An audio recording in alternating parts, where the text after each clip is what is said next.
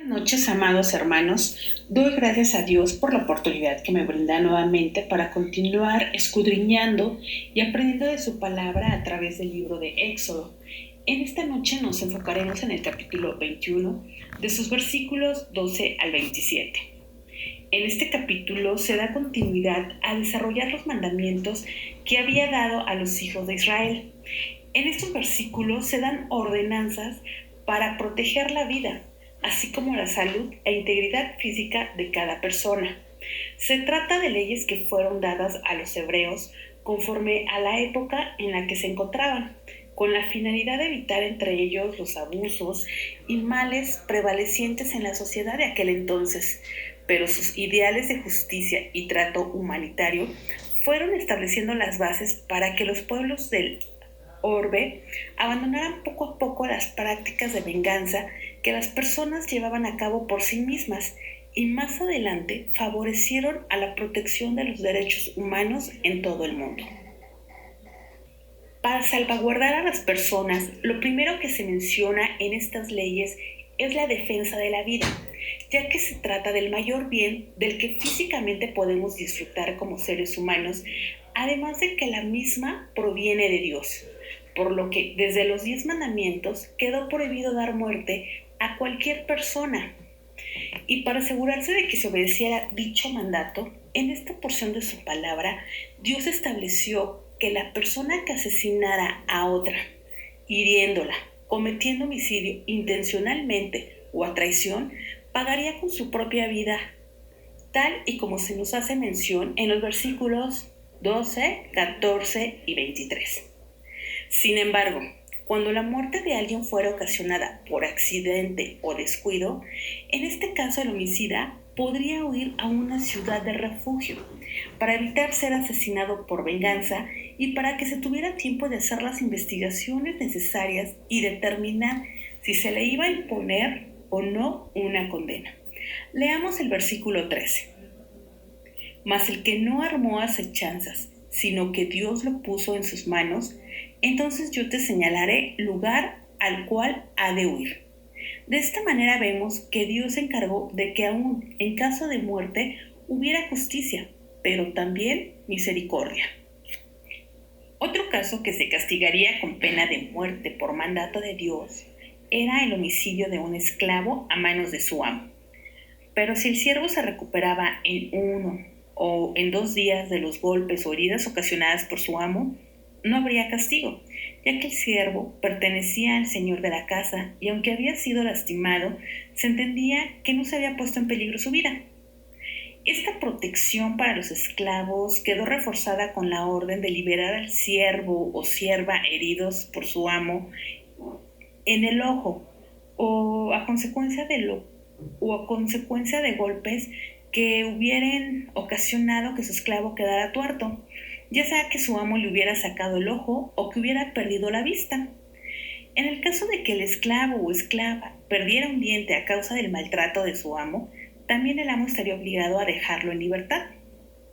De esta manera se hacía justicia. Se preservaban tanto los derechos del amo como los del esclavo, y además se resguardaba a los más débiles de los abusos que eran comunes en el trato hacia ellos. Es interesante, hermanos, ver cómo se protegía la vida, incluso antes del nacimiento, lo cual vale la pena mencionar, contrasta con las leyes que actualmente se expiden, ya que Dios ordenó que si la muerte consistía en aborto, a consecuencia de heridas por riña, el responsable pagaría con su vida, si la madre también moría. Pero si la madre no perdía la vida, el responsable no podía quedar impune y sería castigado conforme lo solicitara el marido de la madre lesionada, a juicio de árbitros, es decir, de terceros imparciales que aplicaran la ley.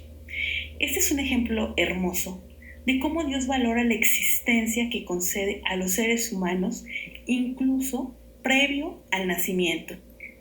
En la actualidad podemos pensar que estos castigos serán bastante crueles, duros y hasta extremos. Es un hecho que la pena de muerte era un castigo, pero también tenía como fin prevenir y erradicar conductas reprobables. Para garantizar el respeto a los padres por mandato de Dios, se castigaría con la muerte a quien alzara su mano e hiriera a su padre o a su madre, e incluso si la agresión era de palabra, ya que también moriría el que maldijera a alguno de sus progenitores. Veamos qué nos dice su palabra en los versículos 15 y 17. Y el que hiriere a su padre o a su madre morirá. Igualmente el que maldijere a su padre o a su madre morirá. La razón era que el asesino o injuriador no tenía respeto por los seres humanos más importantes para cualquiera, y esa conducta demostraba su perversidad y había que combatirla, pues era lógico que no tendría respeto ni consideración por nadie más. Es muy triste, hermanos, que en los tiempos en que vivimos, vemos, escuchamos y en ocasiones somos testigos de cómo los hijos maltratan y abandonan a su suerte a sus padres.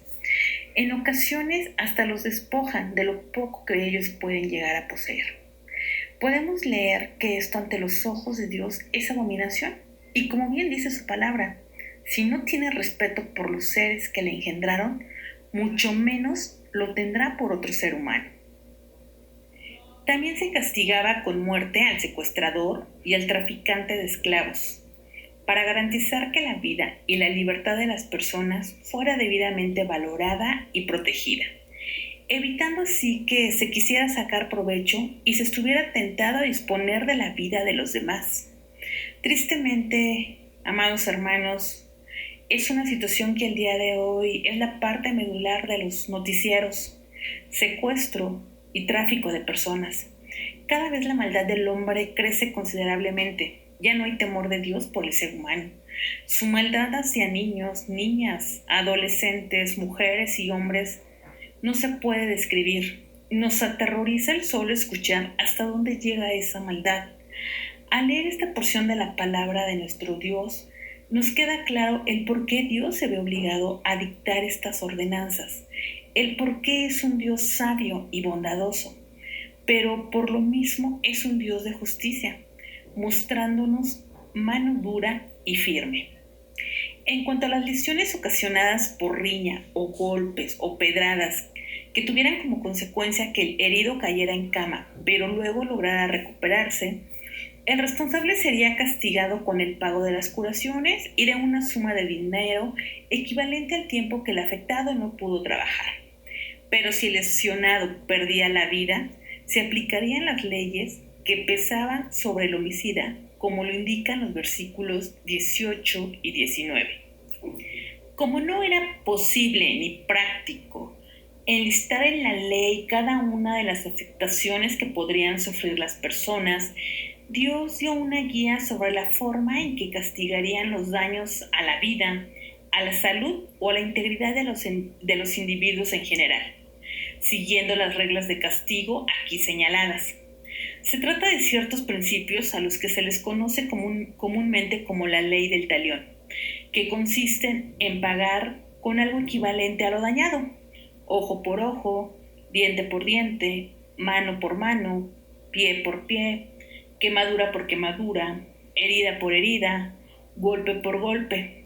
Y aunque a la sociedad de nuestros días esto puede parecerle excesivo o extremo, en realidad tales principios constituyeron un avance, ya que vinieron a combatir la barbarie y el salvajismo que prevalecía en los pueblos de aquella época. En estos versículos, Dios nos enseña que una vida solamente puede ser sustituida por otra, y cómo todo el éxodo apunta hacia Cristo como nuestro Salvador. Observamos que el espíritu de estos mandatos es demostrar que el castigo que merecemos por nuestros múltiples, recurrentes y graves pecados es la muerte, tal y como se nos hace mención en Romanos 6:23. Porque la paga del pecado es muerte. La única forma de ser relevados de ese castigo es mediante la vida de alguien que la dé en cambio de la nuestra, y con ello suma nuestro castigo, es decir, nuestra muerte. Eso es precisamente lo que Jesucristo hizo en favor de los que hemos creído en su nombre, para que en lugar de muerte y destrucción tengamos vida eterna. Que el Señor nos bendiga, hermanos. Amén.